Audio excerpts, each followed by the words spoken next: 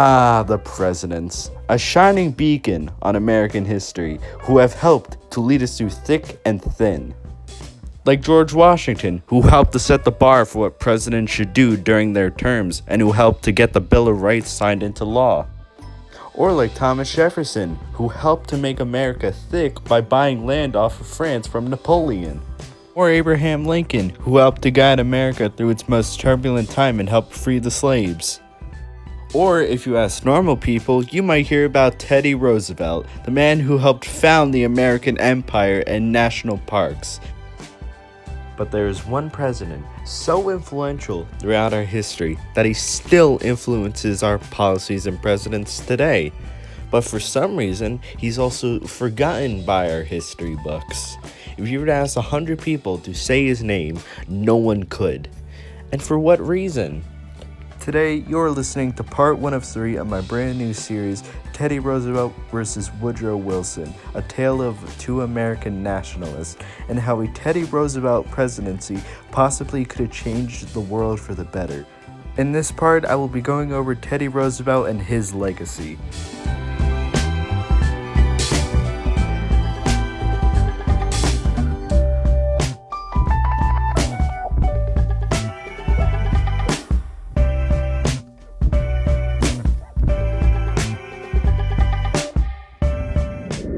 Oh, who is this? Who is this very dapper young lad? This would be Teddy Roosevelt, our 26th president. Teddy Roosevelt was born on October 27, 1858, to his mother Martha and his father Theodore Sr. When he was born, he was the second of 4 children in the Roosevelt family. Theodore Roosevelt had one main problem as a child, and that was his horrible asthma. When he was growing up, his asthma was so bad that when he went to bed at night, he would choke, and it felt like tons of rocks on top of his lungs. Luckily, Theodore Roosevelt had one primary way of dealing with his asthma: his rigorous exercise routine. This, along with his love for animals and him becoming a taxidermist along with it, allowed him to become a primary hunter and conservationist. Heck, before even becoming a prominent politician, he was a cowboy in Dakota for a while who helped write magazine articles on what it's like to live out there and leading efforts to help preserve the cattle in North Dakota. In 1896, Theodore Roosevelt became U.S. Secretary of the Navy, and in 1896, the Navy was in shambles. Not because of a war, but because the U.S. government had been focusing less money on it over the years ever since the Civil War, and Roosevelt sought to fix that. Theodore Roosevelt is actually credited with helping to build up the Navy before the war with Spain in 1898 over Cuba and its other territories in the Americas. In 1898, when war broke out with Spain over Cuba and its other North American territories, Theodore Roosevelt and other members of the Navy resigned to form their own voluntary unit known as the Rough Riders.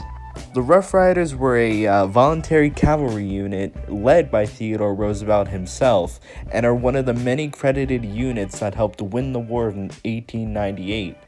It also gave Theodore Roosevelt a much-needed public boost image, for in 1901, Theodore Roosevelt was going to run for president. Or vice presidency, that is. You see, Theodore Roosevelt did not want to run for a powerless position. He also didn't want to knock off the leading Republican at the time.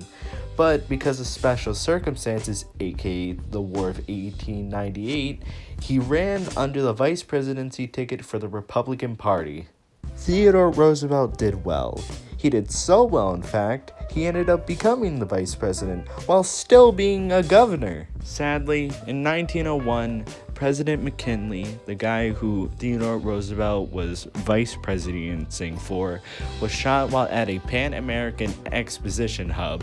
When Roosevelt was sworn into office in 1901, he went to work. He helped the Civil Rights Movement by inviting Booker T. Washington over to the White House for dinners to try and normalize relations between the deeply segregated South and the Black community.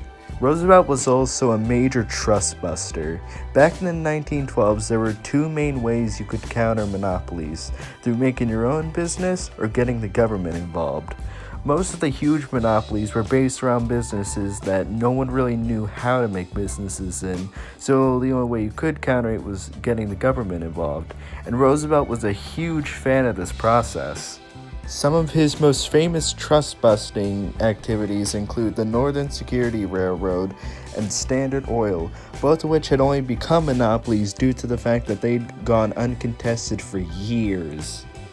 So the legacy has been laid out for you. In the next part, we will be going over Woodrow Wilson, his twisted views of America, and how he helped in World War I.